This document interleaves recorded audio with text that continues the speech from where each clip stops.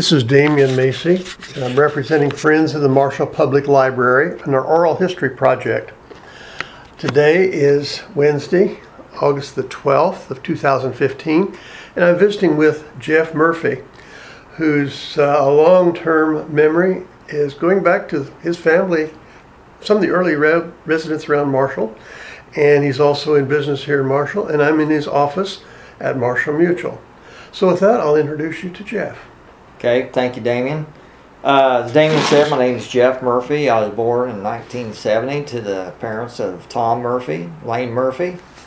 Lane's maiden name was Kennedy, so she's from the Flat Rock and Marshall area. I've been a native of Marshall all my life. Graduated high school here in 1989. Went on to college. I was the oldest of four siblings. Jeff Murphy, Gail Rahill now, Carrie Murphy, Clint Murphy, and I was the oldest of the four kids and the first one in our family to go to college and graduate. I graduated from Indiana State in 1992 with a degree in Environmental Health Sciences, Public Health Administration. My first job out of school was Cumberland County Health Department, and in 1995-94, right in that time frame, we considered combining at that time, help establish Clark County Health Department, and so I was involved in that process, ground up. Grew up on a family farm, rural Marshall, Mill Creek area. I think farming gave me a strong background in the principles of what hard work was, and also raising a family, in the country setting and on a farm. I just don't think there's any better place to do that. Marshall schools have been very good to me. I've tried to be instrumental or stay active in supporting the school projects that they have today, School Foundation. They prepared me well going to college. I had to study a little bit harder in college than I did in high school, but we managed to get through it. Probably my biggest person that was most influential on my activities, actually two of them. One of them was my grandpa, George Murphy, and my second one was Marianne Murphy. Grandpa always looked after us grandkids and kind of set a principle, not only hard work on the farm, working alongside with my dad, but also his relationship he had with my grandma and what family was all about. So, and Marianne was 7 years older than I was, so she's the next closest one. Kind of took me under my wing, played basketball with me. I played sports in high school. Went on to Lakeland, walked on the basketball team, and was able to get a scholarship there, and then transferred to Indiana State to complete my education. Did you have some chores and things to do around the farm when you were growing up? Yeah, I tell people that I was a professional landscaper growing up. I can about tell you every electric pole, driveway, we weed eated and mowed about 3 miles of roadside, plus all the farm. And at a young age, I was driving four-wheel drive tractors, sometimes 16, 18 hours a day. That's just what you did, Today's technology in the ag industry is really just, it's gone. It just blows me away from where, back in the 1970s, mid-70s, early 80s. Did your folks have livestock at that time, or was it strictly grain farming? When I was a kid, growing up, we had a hog confinement operation, and that was back in the 80s. Hogs got high there. When I went off to college, we sold out of the hogs. So primarily today, we're a soybean corn operation, and the family still farms, and we have a soybean seed conditioning plant. So that kind of ties things in very well. From the Cumberland County Health Department, I took a position in Edgar County. They had a newly established health department. I became their first official full-time administrator, and I worked in Edgar County up at Paris for 10 years, helped develop that, and was instrumental in creating the Tri-County Dental Clinic. That was one of my projects before I left, and I was very pleased that we were able to provide services to Medicaid eligible adults and children in the area for dental needs, which previous to that, the next closest one was Danville or Indianapolis. You said Tri-County. What counties was that? When we established that, Douglas County, Clark County, and Edgar County. Okay. Those were we had representatives from all three counties set on a board and developed a business plan, and got a couple state grants, and we were able to hire a dentist out of school, and they've expanded that program since I've been gone. But they serve people in about 8 county area now. So that's kind of a neat deal. Yeah. From the Edgar County Health Department, I became a partner in the Shore Murphy and Associates and Marshall Mutual Insurance Company. A little bit of history on Marshall Mutual Insurance Company. It was established in 1898. My great-granddad sat on the board and was actually the board president in 1943. In the early 1970s, Grandpa George Murphy came on the board and served up till 2000. And then I've been involved from 2000 on. So that's kind of a neat deal. It's a little farm mutual company. We write primarily in 28 counties in the state of Illinois.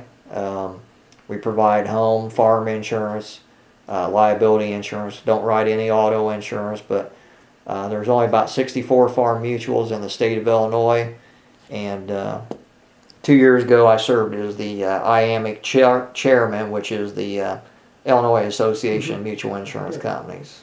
And it's kind of neat to see the company grow. It's expanded. We celebrated recently our 125th year anniversary. And I believe we're the second, Marshall Mutual is the second oldest established business in Clark County.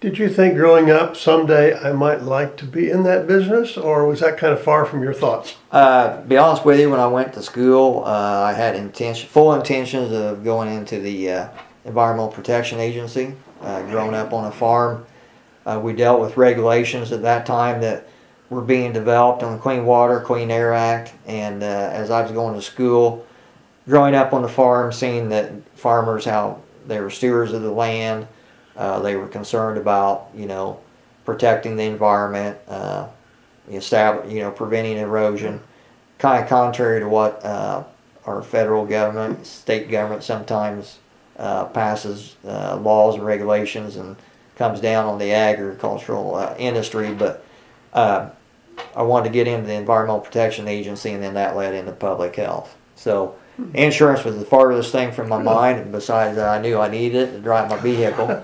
And but in the public health arena, I dealt with Medicare, Medicaid, and the health insurance, dental insurance side. So I had an idea about what insurance, I had to deal with that part of it.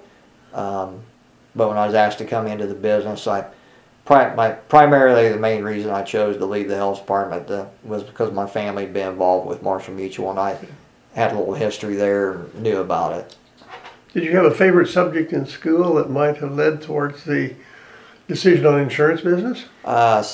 History and science were my two strong subjects. I'd say science has prepared me as much as anything, and then public science and industrial science as far as the business world, giving me the background to understand the principles of what are the risks associated and why do I need insurance. So I think that tied in. I worked in the other side of it, and now I'm on the providing risk management. Certainly in the times that you were starting out, there wasn't a thing called Obamacare and some of that. Has that created a bomb for insurance or improved the situation, or what? In our situation in Marshall here, we are primarily what's called a property and casualty company. We do write health insurance for those clients that we serve on the property and casualty side. with the establishment of Obamacare, or the Health Care Act as officially known, it's placed a burden on health insurance companies and basically eliminated competition. There's fewer companies, and the regulations have become stricter, and it's driven the cost up instead of down, as was the intent. What we basically have done is open up the door and established eligibility for more Medicaid subsidized type programs. So overall, it drives healthcare cost up. It's I don't see that it's with the Supreme Court decision that the subsidies are going to go by the wayside. It's going to be it'll be the norm of doing business, and we're going to have to adapt. Well, that's what I thought. Yeah, unfortunately. I should mention that I married Amy James from Greenup, Cumberland County, in 1996. I have 2 kids, Natalie and Paige Murphy, and a stepson, Vance Bohannon, and the proud grandparent of 2 grandkids, Reagan Scott and Ryder Bohannon. So, like as far as Clark County goes and growing up in Marshall, I think we have a real strong school system. Very pleased with the way it prepared me to go to college.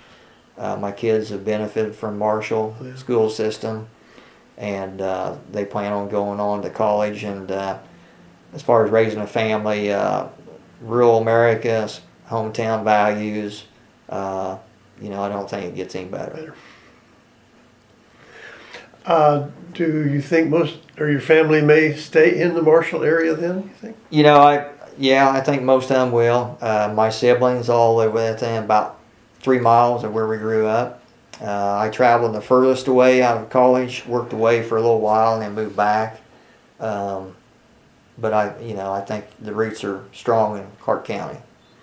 Well, I'm amazed kind of at the area where you live out there too. So much of that area is in future generations and the past generations. Most areas people scatter, but it seems like in your part of the country, so many people have stayed in that neck of the woods. Yeah, it's we move away and then we move back, and everybody's established a homestead and raising our families now, and the kids already talk about where they want to build a place on the farm. So, hopefully that they're able to do that down the road. Did you have some hobbies back as a youngster that maybe have carried through to today? Yeah, I was the first in my family to. My grandpa was a big fisherman, and he would take me fishing, but nobody really hunted in our family, and I became an outdoorsman. Bow hunted, mushroom hunted, squirrel hunted.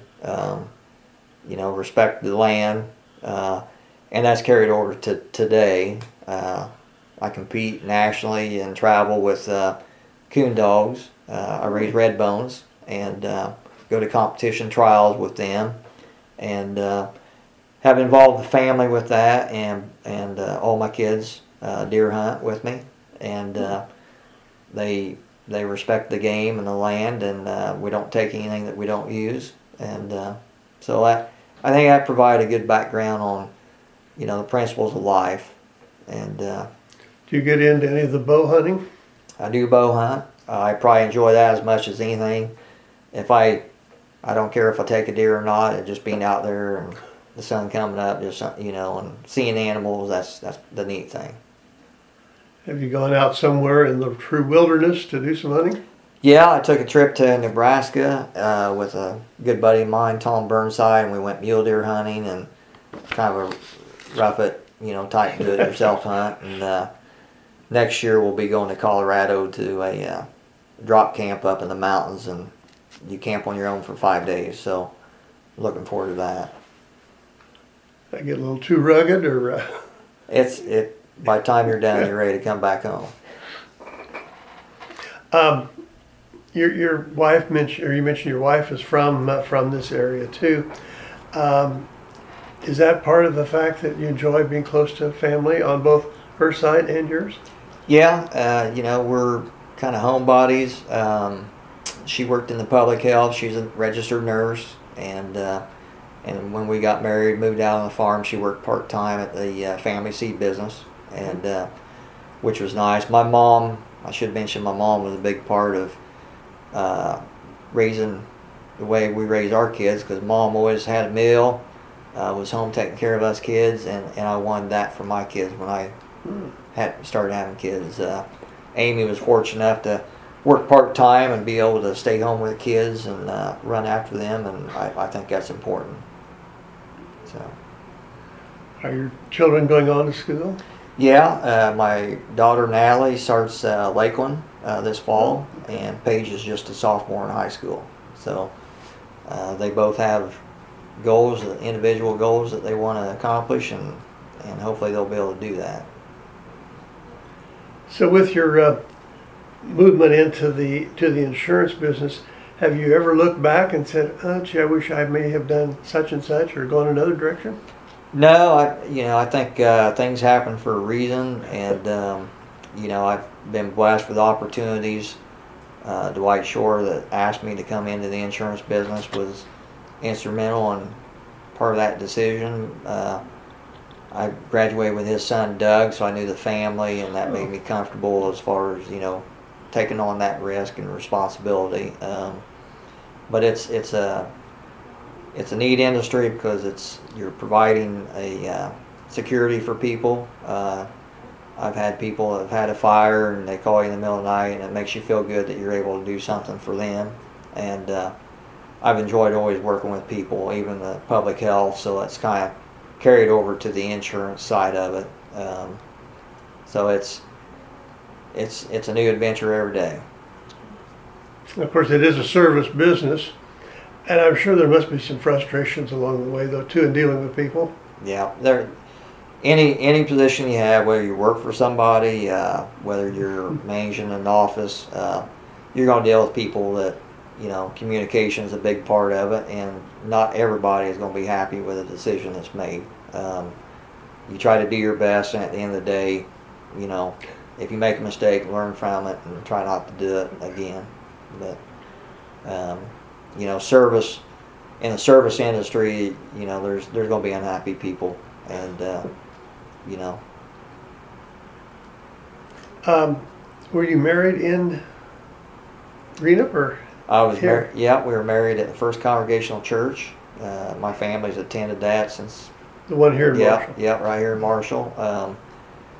For as long as I can remember, and we just, my wife goes to church there now, and she's a member, and the kids are members. So, we were married here in Clark County. Yeah. So it's truly home then, obviously. Was there a person in your life somewhere back there, a teacher or individual, who really was major influence? Oh, I'd say there's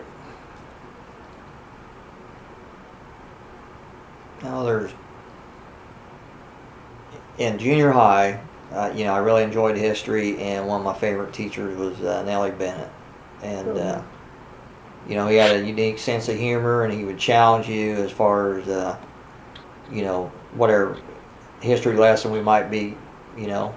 He engaged these students, and that gave me a little bit of background, or improved my skills as far as when I got older on talking to people. Nellie would get you out of your comfort zone. So is he probably, you say, then your favorite teacher? Yeah, I'd say, yeah. Has there been some influence of you by some world event or situation, either worldwide or even here in Marshall? Well, I can tell you that when I was at the Public Health Department on 9/11, I can remember the day it happened. We had a big screen TV in the conference room, and we turned the TV on, and there were 17 employees, and we stood in a group holding hands watching the TV, and said a prayer, and that was probably one of the most emotional events in my life that was shared with employees. We just, it was devastating, and it just made you appreciate family. What about the day? You say you remember that, but do you remember the day and what you were doing before then? Yeah, I mean, it was a routine day. We had Yeah. clients in the office. You know, we're, you know, another day at the health department. Young mothers with infants coming in, and somebody said, "Hey, there's something terrible happened," and we stopped what we were doing. We flipped the TV on. We even had a couple of clients there that they were in the conference room. Everybody just watched it, and Things like that seem like people remember what they were doing, even not just the day Yeah. or the event, but what they were doing. What about the influence of something like, and you were a youngster, I guess, maybe at the time, of President Kennedy's assassination? you know, I remember more about Reagan being shot than I do. You So know, that was yeah, I was far a little back. older and paid a little bit more attention, that type of stuff. Kennedy, I knew that, you know, that you heard about that, but I was a young enough age at that time that I remember more about Reagan. Yeah. But as far as the political, you know, sense of being active, you know, I think my mom and dad both voted, and that carried over to us kids, and you know, we try to participate as much as we can. I've served on local boards and state boards, and Well, that's what I was going to ask you about. You're involved in the community in several things.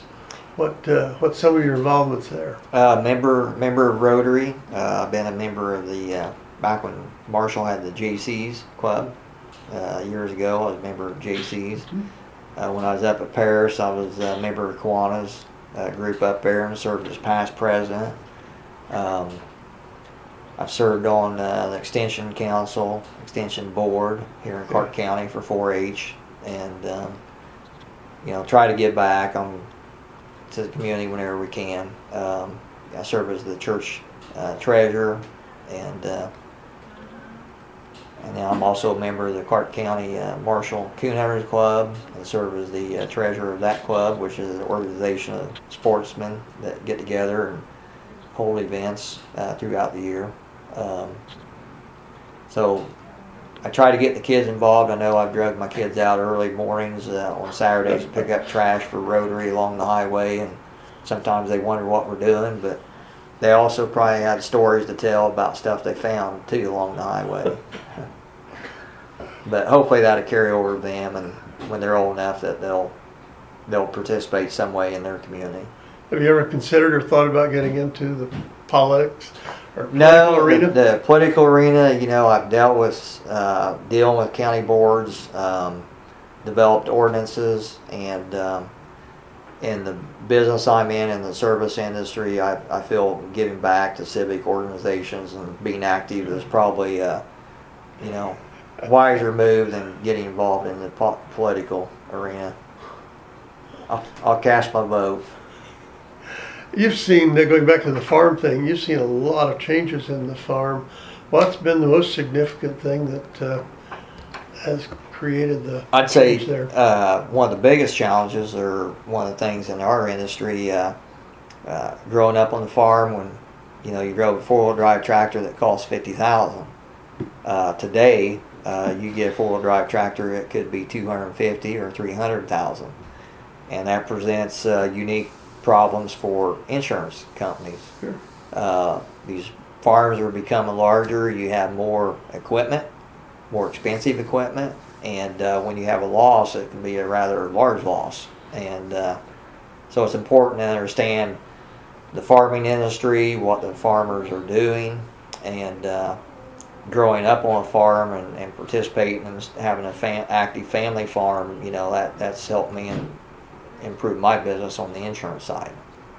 So, and the technology is, you know, you didn't have a computer, now you have a self-guided tractor guidance system. I don't even understand it, but that's amazing what they do. They use satellite systems.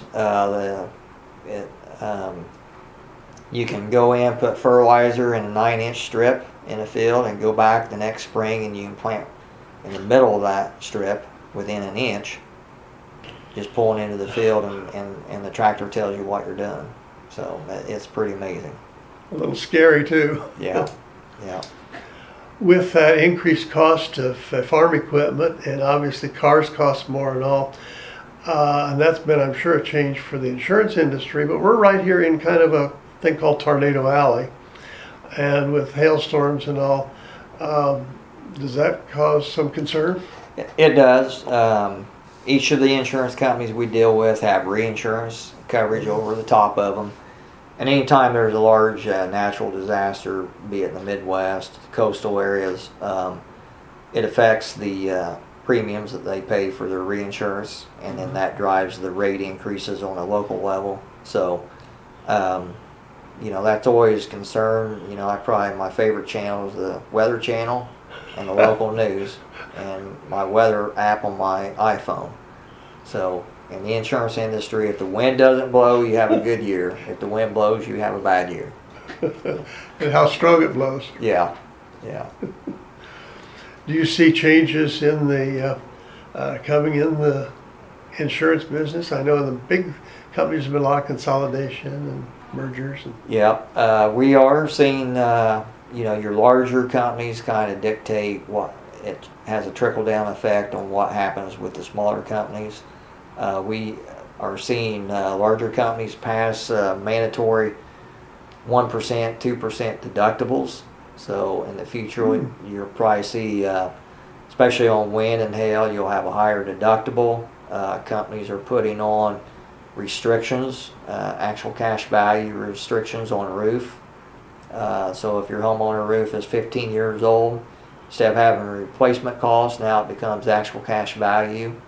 So these are all things that will impact the consumer. It will impact the local agent. And it's going to take education and communication on the agent's part to relay this information to the consumer. There's changes that are happening in the industry, and then there's good changes too. They're becoming more active in community projects. They're trying to make changes on the other end to offset some of that stuff. Well, one big name in the insurance that seems to be Warren Buffett. He's been acquiring insurance business, and I guess that's always a question: is there a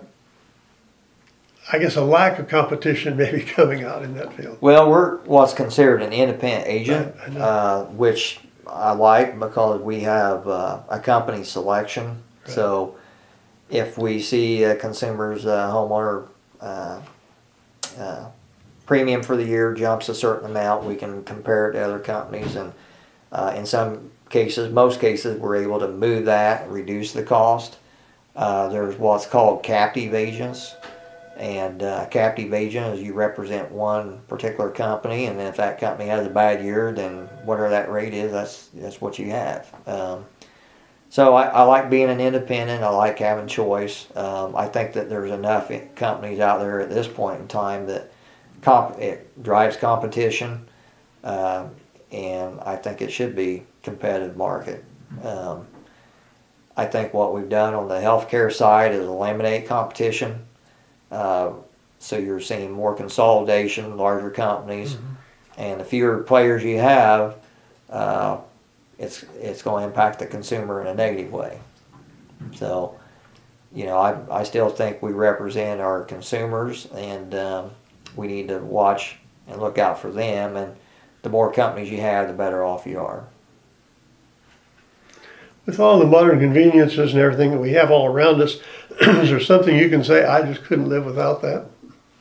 Believe it or not, in growing up, I was still in the age of the party line on our landline system.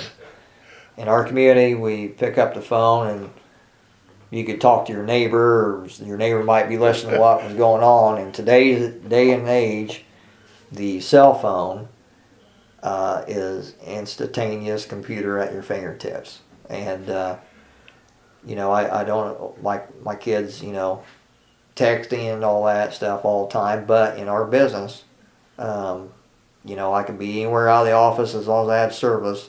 I can check my emails, I can respond to questions people have, I can even submit insurance claims from my phone. So I'd say the phone has become an important tool. Kind of an extension of your office. Yeah. Jeff, if you were on the other side of the globe and someone was talking to you and you said, I'm from Marshall, Illinois, and they'd say, oh, where's that, or what's that all about? What would you tell them about Marshall as a good place to maybe even they might want to visit? Well, I think probably the first thing I think of Marshall whenever talking to people is the school system. You know, just people, you know, it's a neat country school, you know, good teachers, good board. And the downtown area has really improved over the years. Been a lot of people trying to maintain the looks of the downtown and improvements. And they always ask where it is, and you always just tell them East Central Illinois off Interstate 70. Everybody knows where Interstate 70 is. And across the river from Terre Haute. And they usually know where Terre Haute is. Well, Jeff, you've given a good summary of Marshall, and I appreciate your background history. It's been a delight visiting with you. Appreciate your time, and thanks so much for participating in our oral history project. All right, thank you. Appreciate it. Now, I'm